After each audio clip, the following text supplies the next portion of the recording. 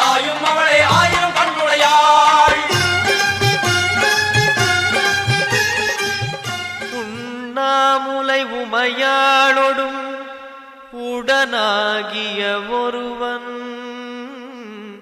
பெண்ணாகிய பெருமான்மலை திருமாமணி திகழ மண்ணார்ந்த நகருவித்திரல் மழலை முழவதிரும்